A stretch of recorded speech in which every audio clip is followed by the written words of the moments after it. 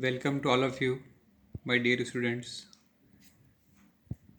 Today we are going to discuss on some exercise question, and in our previous video we discussed on fill in the blanks, choose the correct and very short question answer.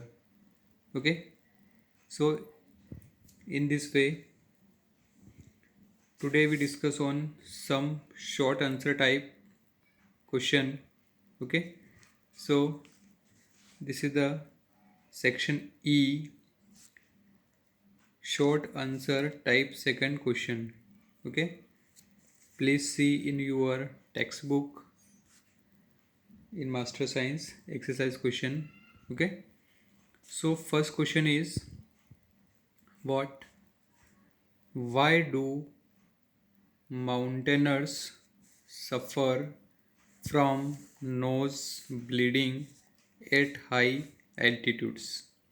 Okay, question is like that. Why do mountaineers suffer from nose bleeding at high altitudes? जितने भी mountaineers हैं वो जब ऊंचाई पर जाते हैं तो उनके नाक से खून क्यों बहता है, इसका रीज़न आपको बताना है. Okay, so please see the answer. The mountaineers suffer nose bleeding at high altitudes because at high altitude the atmospheric pressure is much lesser than our blood pressure. Okay, due to this some of the blood capillary burst and blood comes out through the nose of mountaineers.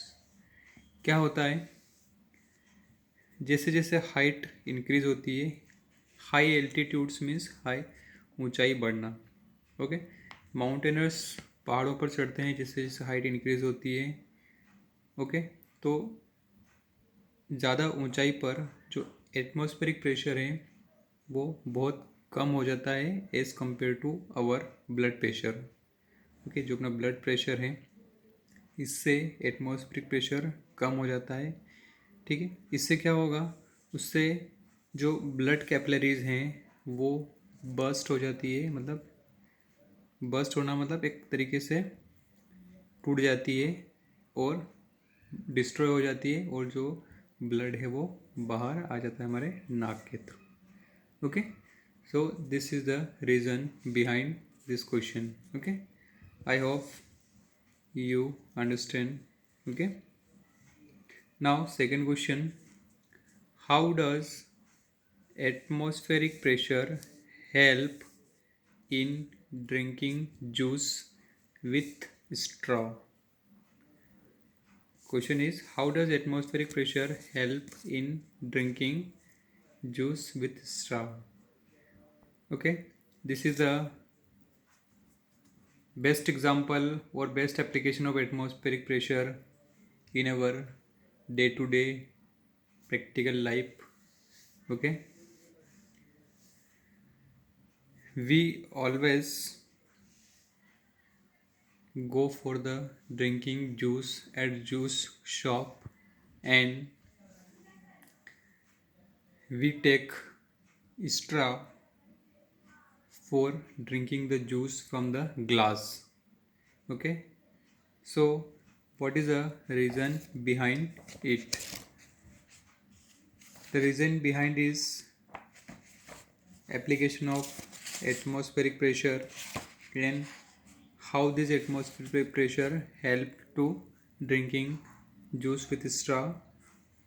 So we will see in answer. Okay, okay, this is the application of atmospheric pressure. Atmospheric pressure helps to drink juice from the straw like this. Okay, this is boy and this boy use straw. This is the straw. ये जो pipe दिख रहा है आपको ये straw है और ये इस ग्लास में से जूस क्या कर रहा है, पी रहा है, ठीक है। तो how the atmosphere pressure help, इसका रीज़न आपको बताना है। Okay, answer, when you suck air at the upper end of the straw with our mouth. When you suck air at the upper end of the straw with our mouth, जो straw का ऊपर वाला हिस्सा है उससे आप जैसे ही क्या करते हैं, एयर अंदर सक करते हैं अपने मुंह से, the pressure of air inside the straw is reduce. क्या होता है, the pressure of air inside the straw is reduce. Air आप ऊपर खींच लेते हैं तो अंदर का प्रेशर क्या होता है, कम हो जाता है, ठीक है। But the pressure acting on the surface of the fruit juice is equal to the atmospheric pressure. लेकिन जो जूस की जो सरफेस है ग्लास के ऊपर, ओके, वहाँ पर एटमॉस्फेरिक प्रेशर क्या होता है, एक जैसा रहता है, ठीक है। Acting on the but the pressure acting on the surface of the fruit juice is equal to the atmospheric pressure. उसके ऊपर जो प्रेशर लगेगा वो क्या रहेगा, इक्वल रहेगा, एटमॉस्फेरिक प्रेशर के बराबर रहेगा। So the greater atmospheric pressure acting on the surface of the fruit juice pushes the fruit juice up into the straw to our mouth. Okay, आपके मुंह के अंदर प्रेशर कम है और जूस की सरफेस पर प्रेशर क्या है, ज़्यादा है, तो क्या होगा, वो इजीली जो है वो उस स्ट्रा के थ्रू आपके मुंह में चला जाएगा। Okay, please see in this, here this is the surface, okay, and this is the upper end of the straw. So आप जैसे ही इस स्ट्रा से एयर को अंदर खींचेंगे तो इस सरफेस पर प्रेशर क्या रहेगा, बढ़ा हुआ रहेगा, क्योंकि यहाँ पर एटमॉस्फेरिक प्रेशर लग रहा है, यहाँ पे प्रेशर कम है, तो इजीली ये क्या होगा, जो है ये जूस इस स्ट्रा से होते हुए आपके मुंह में आ जाएगा। Okay, so this is the reason behind it. Again, see the answer. When you suck air at the upper end of the straw with our mouth, the pressure of air inside the straw is reduced, but the pressure acting on the surface of the fruit juice is equal to the atmospheric pressure. So the greater atmospheric pressure acting on the surface of the fruit juice pushes the fruit juice up into the straw to our mouth. Okay, next question. What is next question? Nikita is cutting fruit. Nitika is cutting fruit for her grandmother as she is ill. Nikita, उसकी जो grand mother है वो बीमार है, उस समय वो उनके लिए क्या करती है, फ्रूट को काटती है। She find it difficult to cut fruit, और वो उस फ्रूट को काटने में अपने आप को सम डिफ़िकल्टी महसूस करती है। She sharpen the cutting edge of the knife and cut the fruit easily. जो फ्रूट को उस नाइफ से नहीं काट पाती तो वो क्या करती है, उसको शार्प करती है, नाइफ को, चाकू को शार्प करती है और फ्रूट इजीली कट जाता है। ठीक, ये आपको क्वेश्चन में दिया हुआ है। Okay, and how does, question है क्या है, how does sharpening the knife help in cutting the object easily. तो आपको ये बताना है कि नाइफ को शार्प करने से वो किसी भी ऑब्जेक्ट को किस तरीके से इजीली काट देता है। ओके, तो इसका answer, what is the answer of this question, the cutting edge of the knife are sharp due to which the area of the contact decreases and pressure exerted by them increases. This large pressure helps to cut the fruit. Okay, all of you familiar a very important formula of pressure, that is P equal to what? P equal to F by A. Okay, this is the formula of pressure. So by sharpening the knife, the area will reduce. Area कम होगा तो pressure क्या हो जाएगा? बढ़ जाएगा. Okay, जब pressure increase होगा, प्रेशर लार्ज होगा तो फ्रूट इजीली कट जाएगा. Okay, so this is the fundamental reason behind this. If area is reduced, then the pressure will high. If area is large, then pressure is low. Okay, because area is inversely proportional, means area बढ़ेगा तो pressure कम होगा, area कम होगा तो pressure क्या होगा? ज़्यादा होगा. ये inversely proportional का meaning है. Okay, so नाइफ को शार्प करने से प्रेशर एरिया कम हो जाएगा, प्रेशर क्या होगा? बढ़ जाएगा. इसलिए वो इजीली फ्रूट को कट कर लेगी. Okay, now one more question, what can you learn from Nitika? तो ऐसा करने से नीतिका से आपने क्या सीखा? ठीक है, Nitika has good knowledge of force and pressure. Nitika को फोर्स एंड प्रेशर के बारे में नॉलेज था. So we can learn a lesson from her. If we have a perfect knowledge of force and pressure, we can easily solve any difficulty. Okay, उसके सामने difficulty क्या आई थी कि वो फ्रूट को नहीं काट पा रही थी. जब उसने उसको शार्प किया तो इजीली वो कट गया. अब वो शार्प था किया उसने because she has some knowledge regarding force and pressure. She know very well if by sharpening the knife the area reduce and pressure increase. So we learn a lesson from her that a perfect knowledge of any subject or any topic will solve all the difficulties. Okay, means जो आप पढ़ते हैं उसको आपको implement भी करना है. ऐसा नहीं कि आपने किताब में पढ़ लिया और उसको भूल गए. उसका प्रैक्टिकल एप्लीकेशन आपको करना है. तो वो प्रैक्टिकली नॉलेज को समझती थी, इसीलिए उसने इजीली इस डिफ़िकल्टी से पार पा लिया. Okay,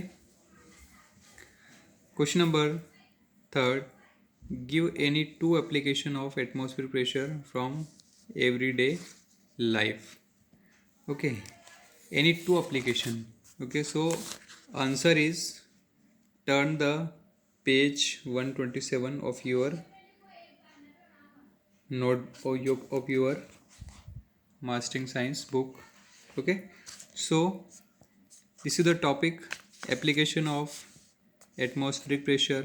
Okay, and one application is drinking straw. Okay, how to atmospheric pressure help to fruit juice from straw. Okay, so इसका मैंने आपको समझा दिया है. अपने को 2 लिखना है. so we take another. Okay, another application is syringe. syringe का आपको सबको मालूम है.